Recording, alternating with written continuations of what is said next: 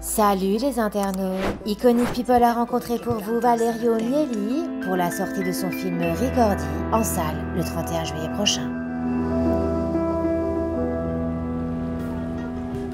Quasiment 10 ans après 10 hivers à Venise, le réalisateur et scénariste italien revient au cinéma avec une nouvelle romance.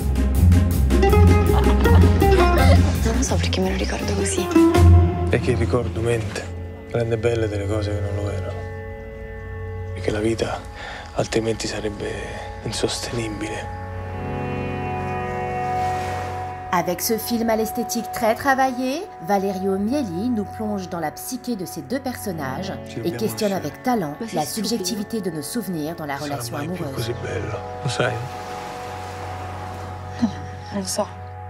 Une histoire d'amour racontée uniquement à travers des souvenirs, où il n'y a pas un plan de l'objectivité, tout est subjectif. Et dans une rencontre amoureuse, dans une rencontre importante, ça peut même être une amitié, mais bon, une rencontre amoureuse, c'est très simple comme schéma, parce que c'est deux personnes qui ne se connaissent pas, qui, d'un moment à l'autre, deviennent très intimes. Et les deux façons de voir le monde s'influencent. Si on vit des années avec quelqu'un qui a une vision du monde plus sombre, plus tourmentée, plus tournée vers le passé, on a des chances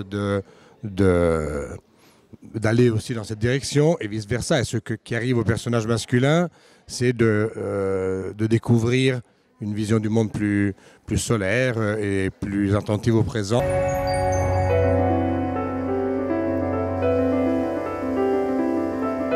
Quante cose però che abbiamo già vissuto.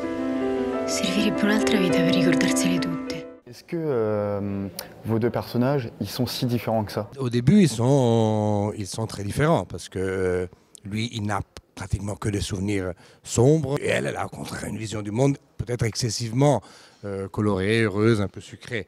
Le film il est très construit sur des couleurs. La couleur du film change et devient de plus en plus uniforme entre les deux personnages. Au début, les souvenirs de l'un et de l'autre sont très très différents.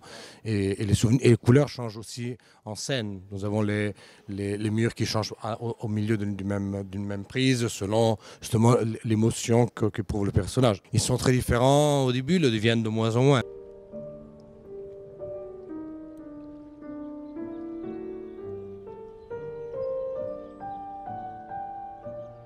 Alors pourquoi avoir choisi Luca Marinelli et Linda Caridi pour jouer les deux personnages? Luca Marinelli, c'est un acteur très connu en Italie et moi je voulais travailler avec lui. Et en plus, c'est un des meilleurs acteurs de sa génération, à mon avis. Pour Linda Caridi, qui est une actrice un peu moins connue, nous avons fait beaucoup de casting.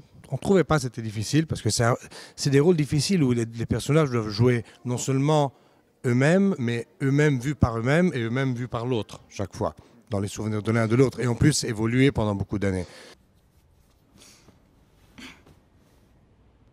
Noi quando è morto il cane l'abbiamo buttato nella spazzatura e ne abbiamo preso un altro il giorno stesso. Basta! Le titre du film s'écrit avec un point d'interrogation. Ricordi, ça veut dire te souviens-tu, mais ça veut aussi dire souvenir avec un point d'interrogation. Et c'est justement l'idée que ce qu'on voit, oui, c'est des souvenirs, mais en réalité, c'est même des imaginations. Et donc les souvenirs ne sont pas si fidèles que ça. Et quand on appelle quelque chose souvenir, on s'attend à quelque chose de figé, à une enregistration, quand c'est beaucoup plus proche de l'imagination. En résumé, Ricordi s'impose comme une fresque romanesque, mais aussi audacieuse dans sa construction.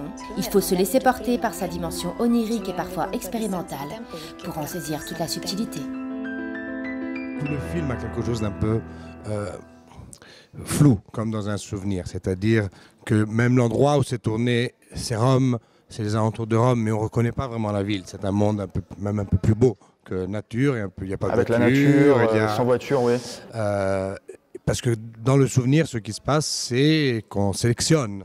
Même le temps qui passe, qui est un thème important dans le film se passe sur beaucoup d'années, et il y a une vision du temps qui n'est pas linéaire. Tout ça me semblait pouvoir plonger le spectateur dans un monde qui n'est pas totalement le monde auquel on est habitué, le monde objectif, mais quelque chose qui ressemble plus à notre monde subjectif, et donc arriver de façon plus directe, plus puissante aux émotions des spectateurs.